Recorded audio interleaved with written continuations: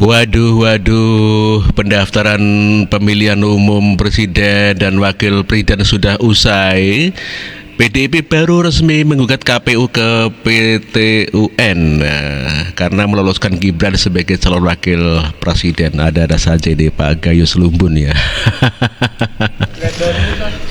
Lihat ke bawah. Ya.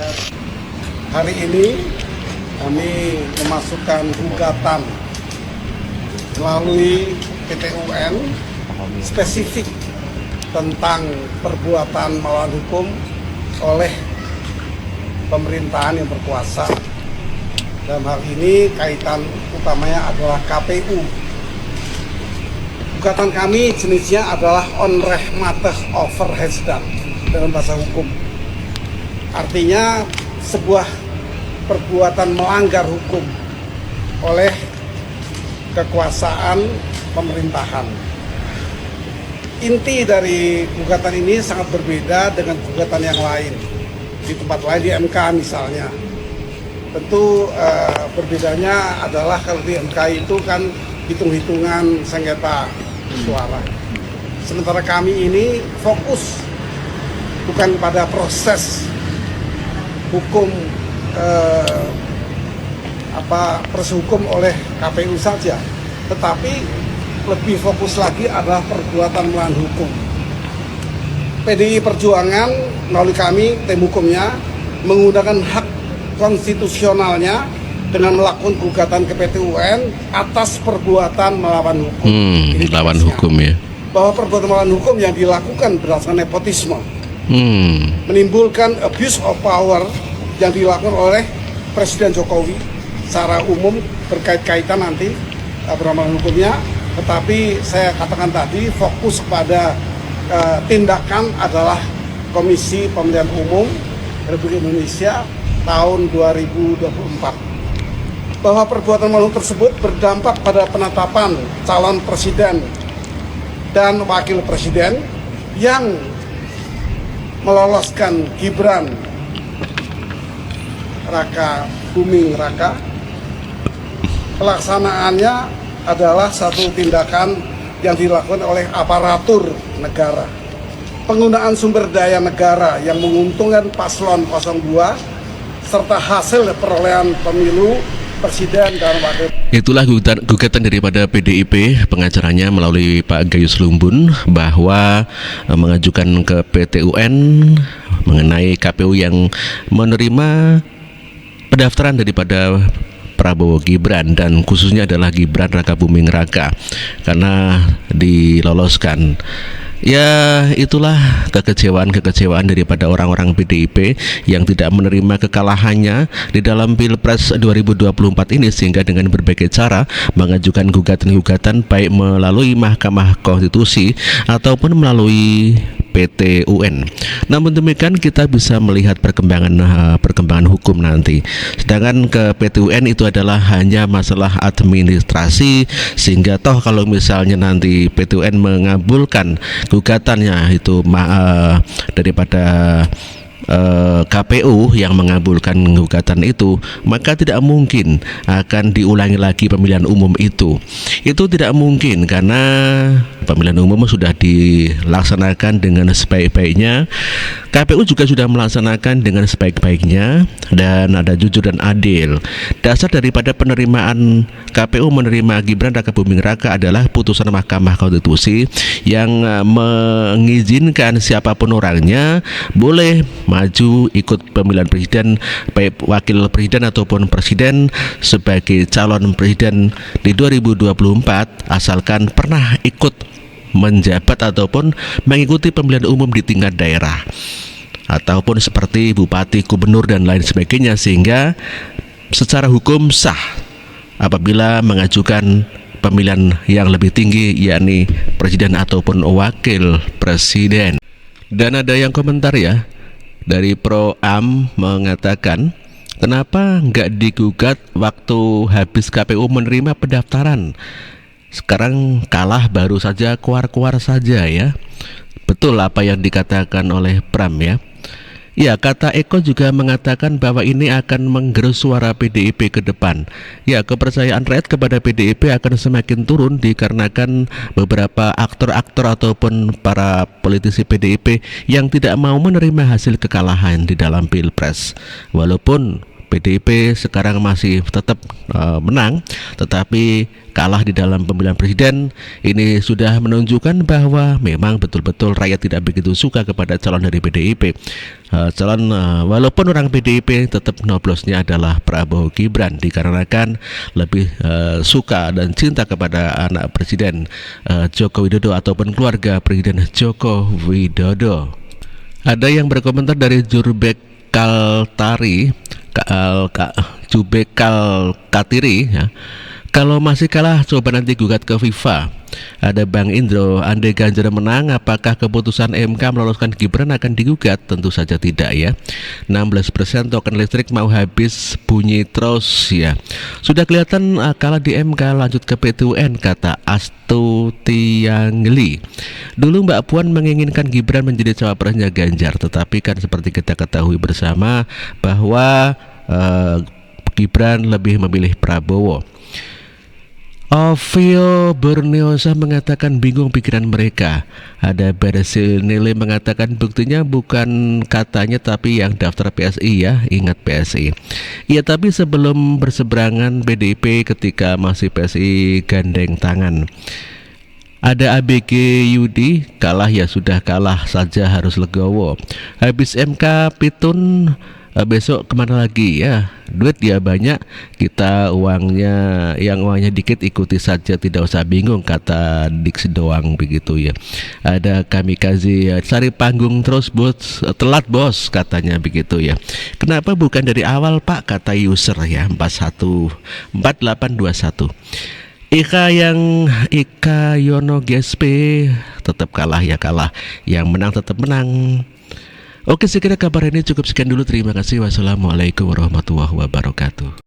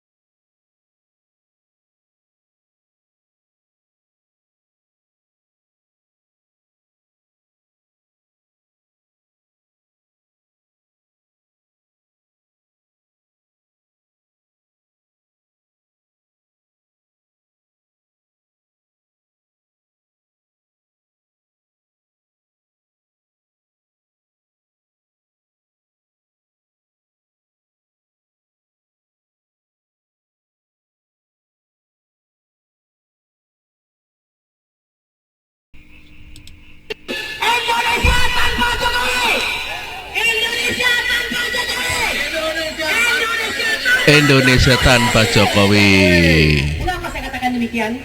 Seorang Bapak Rias Rasid, pengamat politik yang santun dan cerdas, sampai mengatakan untuk mendapatkan seorang dengan kepribadian yang tidak tahu malu sedemikian rupa dibutuhkan lebih dari 100 tahun. Bayangkan, dan Indonesia memilikinya. Sifat-sifat Fir'aun itu ada dalam dirinya, yaitu memecah belah dan mempertahankan kekuasaan dengan segala cara. Oleh karena itu, Bapak-bapak dan Ibu sekalian, saya ingin Anda semua kembali kuatkan tekad kita bahwa perjuangan ini harus mencapai tujuannya dan konstitusional, oke? Karena kita tahu ini kekuatan daripada pemerintahan hari ini di backing oleh segala lini. Bayangkan, untuk pemilu mereka mengerahkan atlet, mereka mengerahkan segala macam kekuatan, termasuk di dalamnya adalah aparat. Jangan heran mereka melakukan pelantikan secara massal pejabat daerah yang arahnya adalah untuk mengarahkan kemana arah pemilihan ini. Lalu pejabat tersebut mengarahkan orang di bawahnya. Inilah yang dimaksud dengan terstruktur, masif dan sistematis itu, yang tentu saja akan dibantah habis-habisan oleh komandannya, yaitu Yusril Iza Mahendra and the gang. Betul? So, Bapak-bapak Ibu sekalian, saya ingin mengatakan perjuangan ini masih panjang. Koordinasikanlah satu dengan yang lain. Jika hari ini masih sebanyak ini, usahakan lebih banyak lagi. Saya ingin mengatakan, bukan di sini tempat kita, di sini, di airport. Bawa poster Anda di depan MK. Itu bukan pelanggaran hukum. Saya ingin mengatakan kepada aparat, siapapun Anda, baik intel maupun siapa, dengar baik-baik. Hak menyatakan pendapat di muka umum adalah hak rakyat Indonesia yang dilindungi oleh undang-undang. Kalau kalian sampai melarang kami untuk menyampaikan pendapat kami di muka umum, sesungguhnya Anda lah yang kurang ajar. Saya ingin mengatakan, tegak berdirilah sebagai aparat negara, mengayomi, melindungi, serta melayani masyarakat. Ingat baik-baik, saya ulang berkali-kali, Anda punya anggaran sebesar 114 triliun, terbesar ketiga selain kementerian dan lembaga. Oleh karena itu, jangan sekali-kali gunakan untuk membackup pemerintah. Kalian ini rakyat dibayar dari uang kami. Betul? Oleh karena itu, kalau tidak untuk membackup pemerintah, terus membackup Anda, itu terus Anda siapa gitu loh. Aparat keamanan itu membackup pemerintah, membackup negara. Otomatis Anda pengacau negara, otomatis nanti akan dicari. Kalau bikin provokator dan buat gaduh negara, nanti akan kena pasal-pasalnya buat gaduh negara gitu. Jangan mentang-mentang sekarang masih bebas, nanti kalau pemerintahan presiden itu sudah sesuai dengan aturan main, itu nanti Anda bisa jadi dipermasalahkan. Rakyat semakin cerdas. Tidak usah menjadi bayangkari negara, jadilah bayangkari rakyat. Jika negara yang dimaksud adalah pemerintah atau rezim. Sekali juga kami mengatakan, Bapak Sigit Listio, mohon maaf kita sudah terang-terangan saja. Konon kabarnya Anda dititipkan oleh Pak Jokowi pada pemerintahan berikutnya, pemerintahan rasa-rasa, karena belum ada pemerintahan yang ditetapkan sampai hari ini. Oleh karena itu, jangan karena Anda dititipkan, Anda akan mengorbankan dan menghambakan diri Anda untuk nanti Jokowi. Pret. Kemudian saja nanti kita akan mendengarkan pimpinan kita, ada Bapak Jenderal Sunarko di sana. Bapak, kami sangat butuh agar kami dipimpin. Kami ingin. Itulah suara Dr. Tifa kayaknya ini pendemo yang mengatakan bahwa rezim ini adalah tidak benar, dan mengatakan bahwa tidak perlu ataupun bahwa pemerintahan sekarang tanpa Jokowi, pemilu tanpa Jokowi, begitu katanya. Emang iya, Pak Jokowi tidak ikut pemilu. Yang pemilu kan Prabowo, Anies dan Ganjar. Kenapa yang dipermasalahkan Pak Jokowi terus? Padahal Pak Jokowi tidak ikut pemilu. Ini somplak ini Dr. Tifa ini. Ada saja ini. Dasar somplak. Orang Pak Jokowi tidak ikut kok diseret-seret, dicawe-cawe Sekali negara Indonesia ini selamat untuk yang kedua kalinya kita memproklamirkan negara kesatuan Republik Indonesia. Kita